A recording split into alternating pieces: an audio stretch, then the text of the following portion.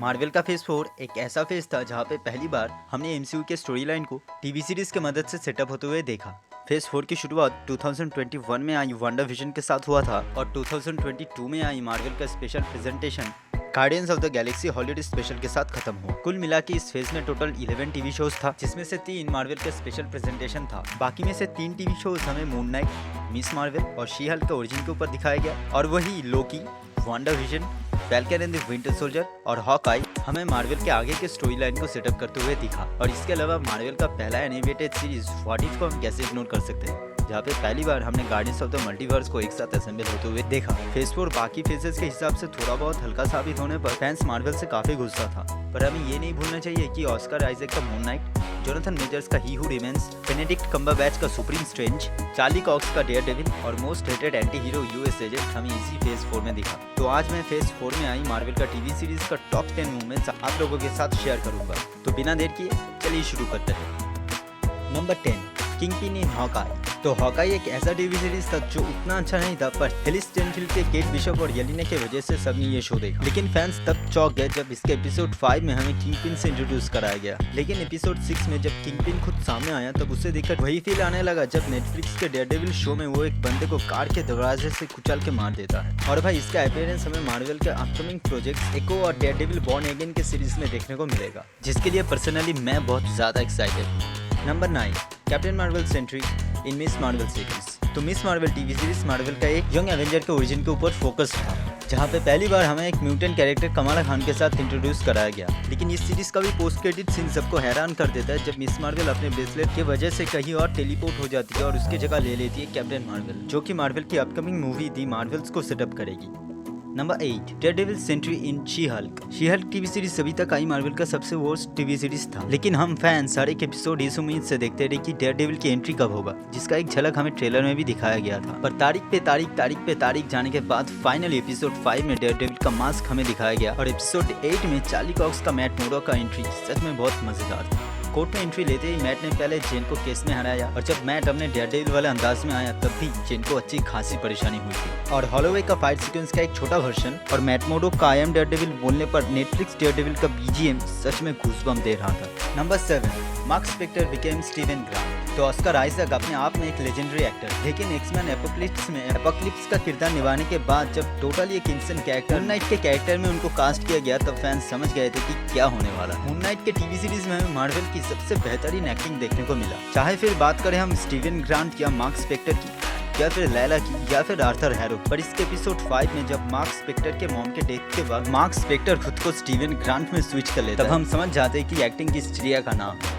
Number 6, Doctor Strange lost Christine and his reality. Live action को छोड़कर अब थोड़ा एनिमेटेड सीरीज के बारे में बात कर लेते हैं। तो मार्वल का पहला एनिमेटेड सीरीज व्हाट इफ के एपिसोड 4 में डॉक्टर स्ट्रेंज के कैरेक्टर को जैसा स्टोरी आर्क दिया गया वो इसी साल आई Doctor Strange into the Multiverse of Madness से काफी ज्यादा बेहतर था। इस एपिसोड में हमें दिखाया गया कि कैसे एक सुपर जीनियस न्यूरोसर्जन एक सॉर्सरर सुप्रीम बनता है और अपने प्यार को पाने के लिए किस हद तक चला जाता है। लाख कोशिश करने के बाद जब स्टीफन क्रिस्टीन को वापस लाने में कामयाब हो जाता है तब पूरी दुनिया सिकोड़ने लग जाती है। स्टीफन पूरी कोशिश करने के बाद भी जब अपने रियलिटी को नहीं बचा तो वो वॉचर से भी मदद की भीख मांगता है। और भाई बेनेडिक्ट कम्बरबैच का वॉइस एक्टिंग सच में इस सीन को और भी ज्यादा औसम बनाता है, इसलिए मैंने इस सीन को नंबर 6 पे रैंक किया है। Number 5, captain America revenge.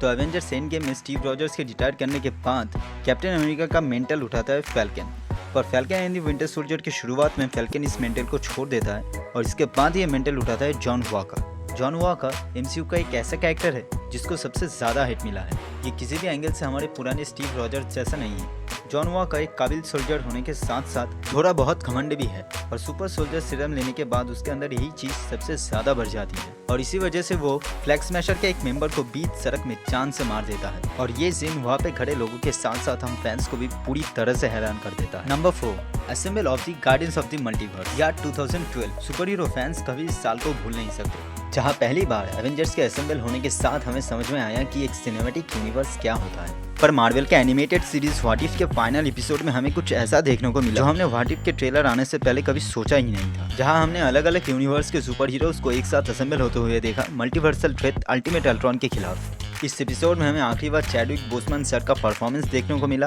Supreme Strange का पूरे पोटेंशियल के साथ अपने पावर को अनलीश करना और सारे सुपर हीरोज को अल्ट्रॉन के खिलाफ लड़ते हुए देखना सच में बहुत ज्यादा फैसिनेटिंग था। और ऊपर से इस टीम को गाइड कर रहा था एक extra terrestrial being watcher. Number 3, लोकी क्रिएट्स एसगार्ड। तो लोकी टीवी सीरीज अपने आप में एक बहुत बड़ा नाम है, क्योंकि इस सीरीज में हमें भर भर के shocking movements, story telling, character development और इमोशन देखने को मिला। जब इन्फिनिटी वॉर के शुरुआत में थैनोस लोकी को मार देता है, तब कई लोग ये सोच रहे थे कि लोकी ने इल्यूशन क्रिएट करके थैनोस को चकमा क्यों नहीं दिया। इस सवाल का जवाब हमें लोकी सीरीज के एपिसोड 5 में देखने को मिला, जब लोकी का ओल्ड वर्जन इसी बारे में बात करता है। पहले देखकर तो लोकी के इस ओल्ड वर्जन को कुछ खास लग नहीं रहा था, पर एलायत का ध्यान बटाने के लिए जब ये लोकी इल्यूशन की मदद से पूरा एसगार्ड बना लेता है, तब इसका फुल पोटेंशियल हमें समझ में आता है। और एसगार्ड बनाते वक्त रिचर्ड ई ग्रैंड का एक्टिंग सच में बहुत ज्यादा काबिल तारीफ था।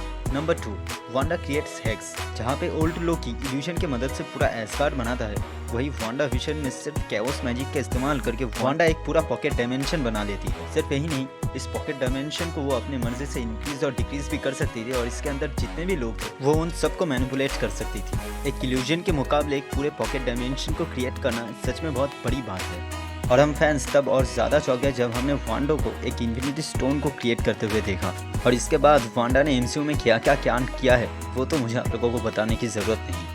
तो नंबर 1 पे जाने से पहले मैं आप लोगों को कुछ ऐसे मूवमेंट्स के बारे में बताना चाहूँगा जो अपने आप में एक बहुत बढ़िया मूवमेंट्स था, पर इस लिस्ट में अपनी जगह नहीं बना पाया। चाहे हम बात करें विजन वर्सेस सोर्ड विजन के बीच हुए फाइट की, या फिर बात करें हम आया वर्सेस बकी की, या फिर बात करें लोकी के अपने माँ के मौत पर रोने की, या हॉकाई के पीम एरोस को यूज करने की, या अल्ट्रॉन के थैनोस को मारने की, सिमो का पार्टी में डांस करने की, हॉन्चो और अमित के बीच हुई फाइट की, या व्हाट इफ में वॉचर वर्सेस अल्ट्रॉन की, या फिर बात करें हम अनदर पर्सनैलिटी जेक लॉकली की।